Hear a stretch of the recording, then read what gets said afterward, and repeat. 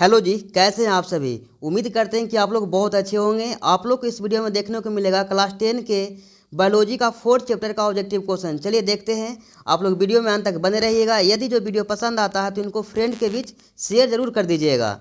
देखते हैं पहले क्वेश्चन को। देखिएगा, पहला क्वेश्चन है प्राकृतिक चयन का सिद्धांत किसने दिया। आपको बताना है कि प्राकृतिक चयन का सिद्धांत कौन दिए थे। लैमार्क, अरस्तु, डार्विन, है ना, स्पेंसर। तो दोस्तों इनका सही आंसर हो जाएगा, है ना, ऑप्शन सी क्या है इस क्वेश्चन का सही आंसर है। प्राकृतिक चयन का सिद्धांत, है ना, डार्विन दिए थे, चार्ल्स डार्विन दिए थे। इनको ध्यान रखेंगे। इनके बारे में बहुत सारा पॉइंट हैं, मैं उनको बोलता हूँ, आप नोट कीजिएगा इनको, जो कि पता है सारे पॉइंट इंपॉर्टेंट है। जैसे कि जैव विकास का सिद्धांत इन्हीं का देन है, यानी कि डार्विन जी का ही देन है। इनको, है ना, उत्क्रांति का जनक कहा जाता है। क्या इनको उत्क्रांति के जनक कहा जाता है, डार्विन को ही। ये एक मतलब पुस्तक लिखे थे जिसका नाम है द ओरिजिन ऑफ स्पीसीज नाम का पुस्तक है, जो यही लिखे थे, है ना, जिनका प्रकाशन ये किए थे 1859 ईस्वी में। तो उम्मीद करते हैं कि आप सारे पॉइंटों को ध्यान रखिएगा। आप इनके बारे में ध्यान रख सकते हैं, अरस्तु जी के बारे में। ये हैं जो इनको जीव विज्ञान का जनक कहा जाता है। तो सारे पॉइंट को ध्यान रखिएगा। चलिए देखते हैं अगले क्वेश्चन को। देखिएगा 2 नंबर क्वेश्चन है कि पुरुष जीन संगठन होता है ना, पुरुष जीन संगठन होता है। आपको बताना कि कौन है जो इसमें पुरुष जीन संगठन है। एक्स वाई एक्स, है ना, X X X Y X Y. तो दोस्तों इनका सही आंसर हो जाएगा, पुरुष में है जो एक्स वाई पाया जाता है ना, पुरुष में एक्स वाई पाया जाता है, स्त्री में एक्स एक्स होता है। इनको आप ध्यान रखिएगा। देखते हैं अगले क्वेश्चन को। देखिएगा 3 नंबर, है ना। यदि जो वीडियो पसंद आ रहा है तो इनको ऊपर एक लाइक कर दीजिएगा। देखते हैं क्वेश्चन है 3 नंबर की, कौन सा रक्त समूह सर्वग्राही होता है। आपको बताना है कि, है ना, सर्वग्राही रक्त समूह किसे कहा जाता है। तो आपको ध्यान रखिएगा, सर्वग्राही है उसको हम ए बी बोलते हैं। क्या ए बी जो क्या होता है वो, है ना, सर्वग्राही कहलाता है। ए बी क्या है, जो कि ए बी में भी जो ए बी पॉजिटिव होता है ना, वो होता है सर्वग्राही। इनको आप ध्यान रखेंगे। और जो यहाँ पे ओ है, इनको हम बोलते हैं सर्वदाता। क्या बोलते हैं, सर्वदाता बोलते हैं। सर्वदाता कहने का मतलब हुआ कि ये किसी भी रक्त समूह को ये रक्त दे सकते हैं जो ओ नेगेटिव होगा। ठीक है, इनको आप ध्यान रखेंगे, यानी ओ क्या है, सर्वदाता कहलाएगा। तो इनको आप ध्यान रखेंगे। देखते हैं अगले क्वेश्चन को। देखिएगा 4 नंबर क्वेश्चन है कि है ना, 4 नंबर क्वेश्चन है, अभी मैं बताया हूँ, है ना, द ओरिजिन ऑफ स्पीसीज नामक पुस्तक किसने लिखी। तो दोस्तों ये कौन लिखे थे, ये डार्विन लिखे थे, नहीं, चार्ल्स डार्विन लिखे थे। इनको आप ध्यान रखने का प्रयास कीजिएगा, जिनका प्रकाशन वो किए थे 1859 में। चलिए देखते हैं अगले क्वेश्चन को।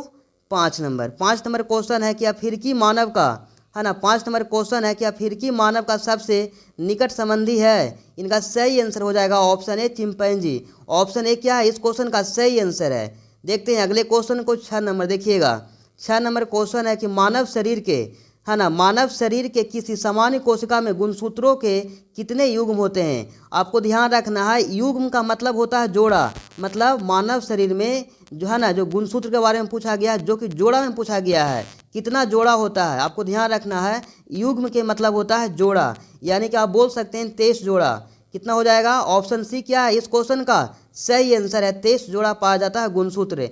यदि जो गुणसूत्र की कुल संख्या पूछा जाएगा तो वहाँ पे बोलिएगा 46। 23 जोड़ा कहने का मतलब ही हुआ 46, है ना। तो चलिए देखते हैं अगले क्वेश्चन को। देखिएगा 7 नंबर क्वेश्चन है कि वंशागत नियमों का प्रतिपादन किसने किया, है ना। वंशागत नियमों का प्रतिपादन कौन किए थे, जो आपको बताना है। डार्विन, रॉबर्ट हुक, जेसी बोस, ग्रेगर जॉन मेंडल।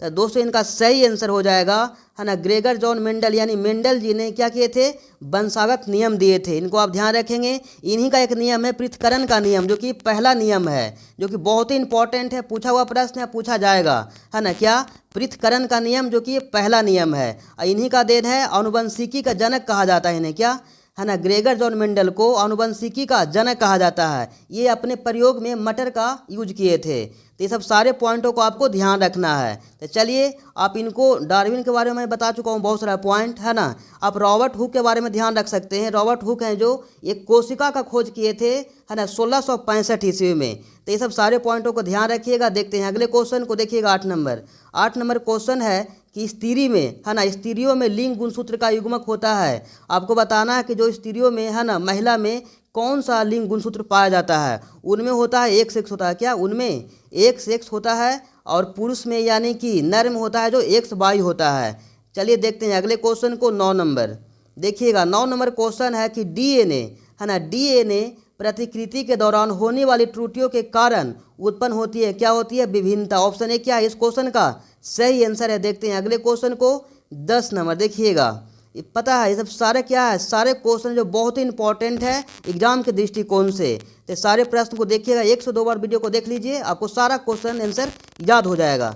चलिए देखते हैं 10 नंबर क्वेश्चन को। देखिएगा क्वेश्चन है कि मेंडल किस देश में, है ना, मेंडल किस देश में ईसाइयों के एक मठ के, है ना, पादरी थे। तो ये निवासी थे ऑस्ट्रिया के, यानी कि ऑप्शन डी क्या है इस क्वेश्चन का सही आंसर हो जाएगा ऑस्ट्रिया। देखते हैं अगले क्वेश्चन को। देखिएगा 11 नंबर क्वेश्चन है कि जीव विज्ञान की वह शाखा, है ना, जीव विज्ञान की वह शाखा जिसके अंतर्गत विभिन्नता तथा आनुवंशिकता का अध्ययन किया जाता है कहलाता है। इनका सही आंसर हो जाएगा, है ना, इनका सही आंसर हो जाएगा आनुवंशिकी, जो कि ऑप्शन शायद डी में इसका क्या हो जाएगा सही आंसर हो जाएगा, है ना। आनुवंशिकी क्या है इस क्वेश्चन का सही आंसर है, जो कि आनुवंशिकी किनका देन है, आनुवंशिकी का जनक कहा जाता है किनको, है ना, ग्रेगर जॉन मेंडल को। ये सब सारे पॉइंटों को आपको ध्यान रखना है। देखते हैं 12 नंबर क्वेश्चन को पूछा गया है, पक्षी तथा तितली के पंख हैं, है ना। क्वेश्चन है कि पक्षी, है ना, पक्षी तथा तितली के पंख होते हैं, क्या होते हैं, असमजात अंग है। कैसे अंग है जी, असमजात अंग है ना। हम असमजात अंग हम उनको बोलेंगे, है ना, सुन लीजिएगा, इनका डिफिनेशन है असमजात अंग का कि वैसा अंग जिनका रचना अलग अलग हो लेकिन उनका जो काम हो क्या हो, समान हो, एक ही जैसा हो, उसको हम क्या बोलेंगे, असमजात अंग बोलेंगे। ठीक इनका उल्टा होता है जो समजात अंग में होता है। इसमें क्या होता है ना, बोलेंगे वैसा अंग जिसका मतलब कि रचना समान हो लेकिन काम क्या हो, अलग अलग हो, उसको हम क्या बोलेंगे, समजात अंग बोलेंगे। तो आप इस तरह से सारे पॉइंटों को ध्यान रखने का प्रयास कीजिएगा। देखते हैं अगले क्वेश्चन को। देखिएगा 13 नंबर। 13 नंबर क्वेश्चन है कि जैव विकास का सिद्धांत, 13 नंबर क्वेश्चन है कि जैव विकास का सिद्धांत किसने दिया था, लैमार्क, मेंडल, डार्विन, इनमें से, है ना, कोई नहीं। तो दोस्तों इनका सही आंसर हो जाएगा ऑप्शन सी क्या है इस क्वेश्चन का सही आंसर है, डार्विन जी ने ही क्या किए थे, जैव विकास का सिद्धांत हो, है ना, यही दिए थे डार्विन जी ही। इनको आप ध्यान रखने का प्रयास करेंगे। जैव विकास का सिद्धांत हो या एक पुस्तक का नाम आपको जो कि हम पहले क्वेश्चन में ही बता चुके हैं। तो चलिए देखते हैं अगले क्वेश्चन को। देखिएगा 14 नंबर क्वेश्चन है कि द्विगुण, है ना, क्वेश्चन है कि द्विगुण संकरण में F2 पीढ़ी का लक्षण प्रारूप अनुपात क्या है। आपको ध्यान रखना है कि जब द्विगुण संकरण बोलेगा ना, है ना, आपको ये पता है बहुत इंपॉर्टेंट है। यहाँ पे 3 क्वेश्चन है, तो इनको ध्यान से सुनिएगा। देखिएगा अगर यदि जो आपसे पूछा जाएगा द्विगुण संकरण के बारे में बोला जाएगा तो उनका सही आंसर हो जाएगा अनुपात हो जाएगा, है ना, 9:3:3:1। सॉरी यहाँ पे 31 लिखा गया है जो कि वहाँ पे अनुपात होना चाहिए, ये मिस प्रिंट है। ठीक है, मैं बोल देता हूँ फिर से, 9:3:3:1। इनको आप ध्यान रखेंगे। यदि जो आपसे पूछा जाएगा कि एक संकरण, क्या एक संकरण के बारे में बात करेगा तो 3:1 हो जाएगा। यदि जो आपसे बोलेगा प्रारूपी संकरण, क्या यहाँ पे रहेगा प्रारूपी संकरण की बात करेगा तो हो जाएगा 1:2:1 हो जाएगा। तो ये सब ध्यान रखने का प्रयास करेंगे। चलिए देखते हैं अगले क्वेश्चन को।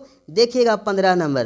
15 नंबर क्वेश्चन है कि आँखों एवं बालों के रंग में किस प्रकार की विभिन्नता है। आँखों एवं बालों के रंग में किस प्रकार की विभिन्नता पाया जाता है। इनका सही आंसर हो जाएगा ऑप्शन ए, आनुवंशिकी विभिन्नता। इस क्वेश्चन का क्या है सही आंसर है ऑप्शन ए। देखते हैं अगले क्वेश्चन को। देखिएगा 16 नंबर।